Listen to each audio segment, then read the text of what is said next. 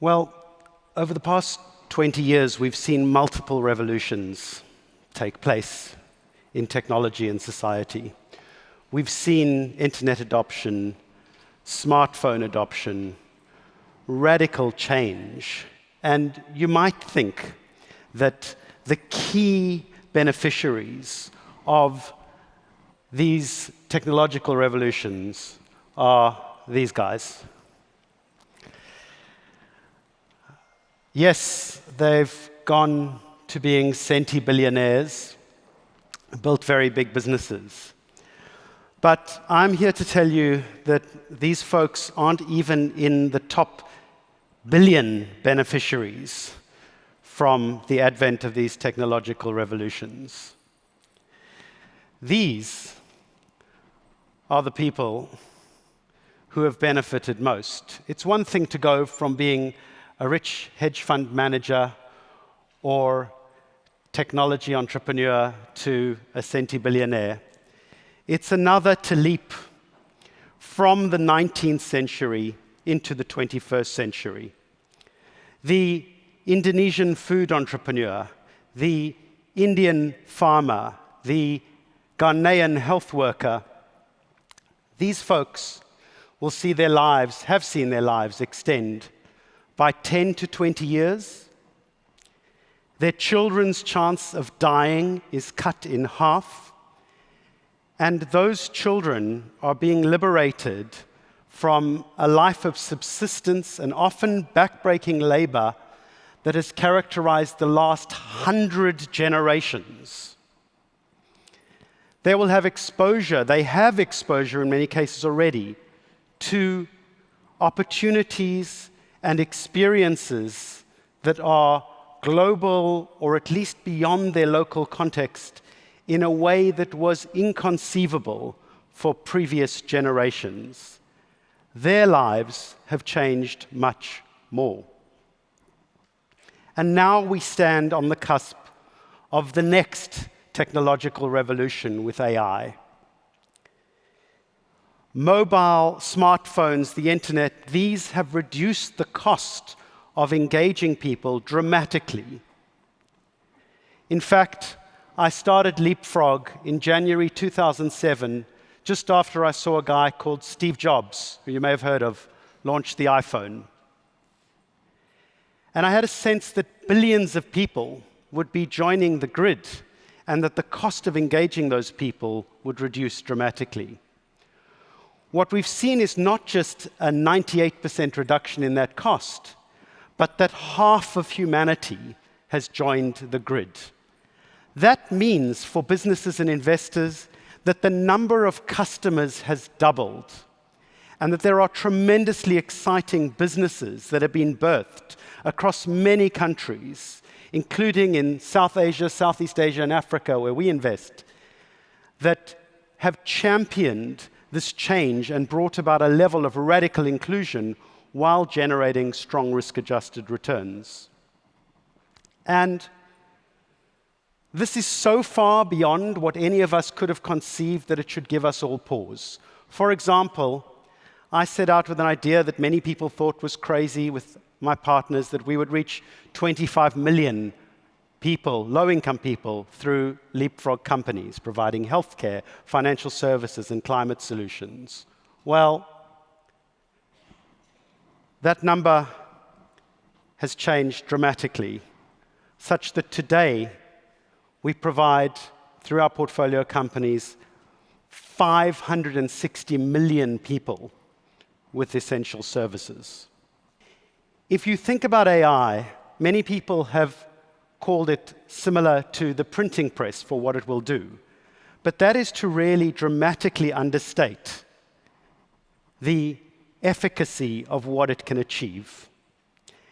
I want to talk about 3 businesses, but I want to do so that are in our portfolio, but I want to do so in the context of talking about AI as more like something that was the domestication of fire, the introduction of farming, or the French Revolution, where people became agents of their own destiny, not mere passive beneficiaries or victims of history. Here are 3 businesses, and I could have selected many from the dozens in our portfolio, but that will give you a taste of what is happening in these markets and in AI application more generally. And people do not speak enough about this as they talk about the arms race between the likes of Anthropic and OpenAI. Healthify is a business in India that provides nutrition and health advice and weight loss coaching through a personalized coach.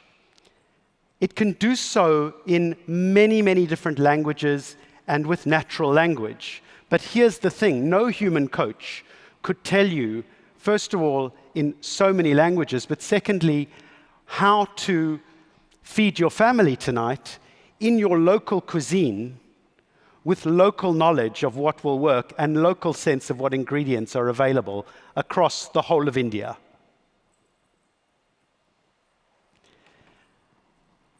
When this AI coach is used, on average, people lose 10 pounds, their cholesterol drops 15%, and that is massive for India, which is the diabetes capital of the world, where it is growing at 8% a year in terms of that huge population. Healthify has 40 million subscribers. It is possible to change the health condition of people on a massive scale, and we're also seeing that in our digital diagnostics businesses in that market and many others.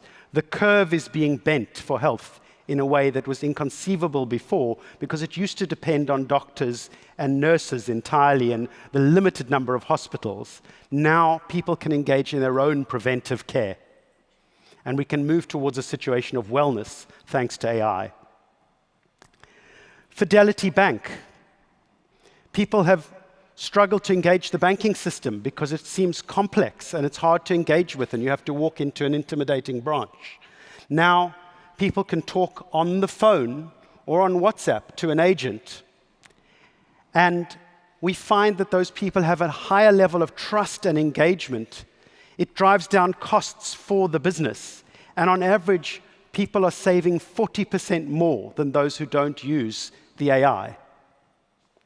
That's resulting in families accumulating resources and being able to pay for their kids' education and other investments that lift them from poverty securely into the middle class.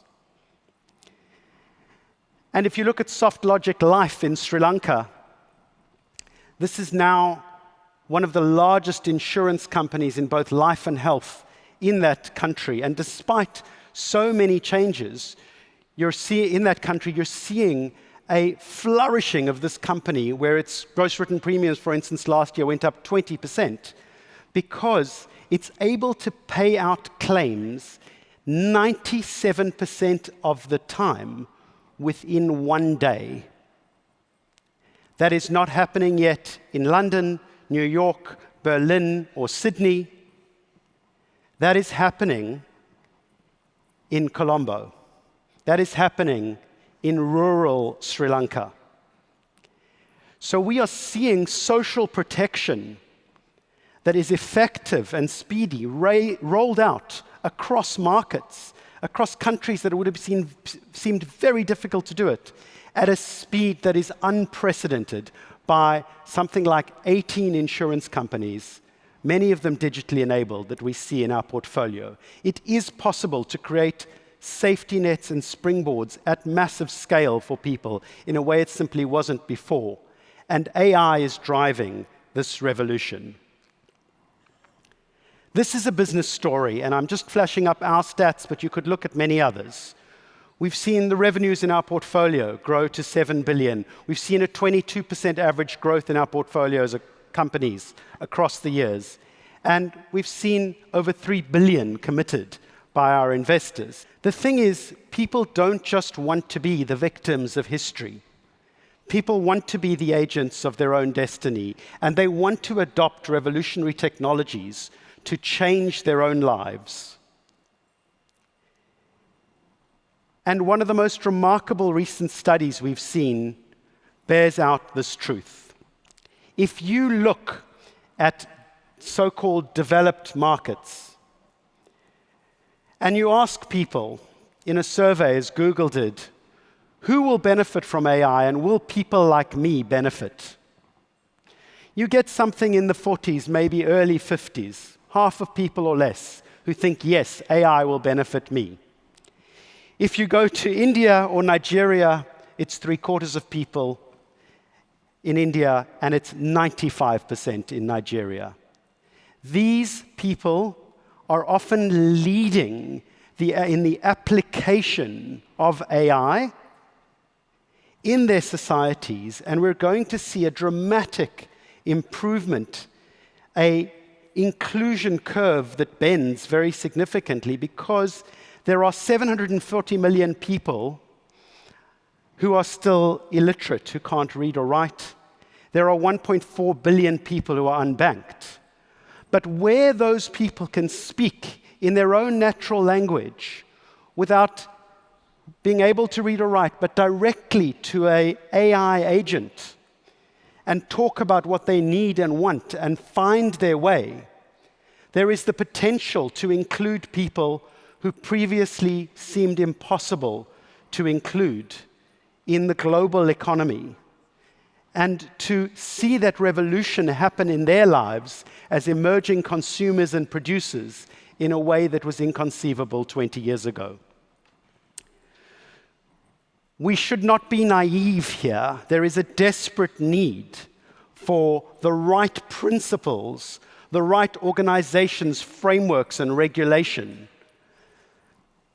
The introduction of farming led to a lot of hierarchy and feudalism.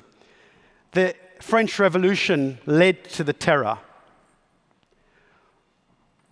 But they also led to the development of societies that extended lives. They also led to industrial revolutions and to a life of quality that was inconceivable for even kings and queens 250 years ago.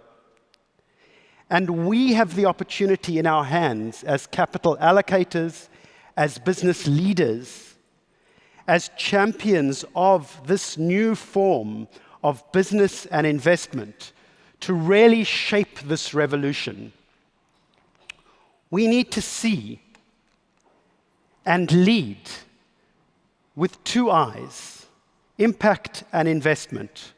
With just one eye, you can see the picture, but you do not have depth perception. We need to see where the world is going, that these billions of people will be a hugely important part of the economy, that AI will not just be about a race in the background around computing power, but about application in many, many countries by brilliant businesses that change so many lives. And we have the opportunity to build those industry champions and to build a future for technology that is oriented towards humans, is oriented towards radical inclusion, and that will be and is the greatest business and investment opportunity of our generation. 20 years ago, I felt that we faced a dramatic opportunity. Today, the opportunity is so much greater than I could have conceived then. But we can get this very wrong, or we can get this very right. And it very much is in your hands. We need a human-focused future for AI. It's here, and now is our time as capital allocators, as business leaders, to ensure that all of humanity benefits from this dramatic revolution. Thank you.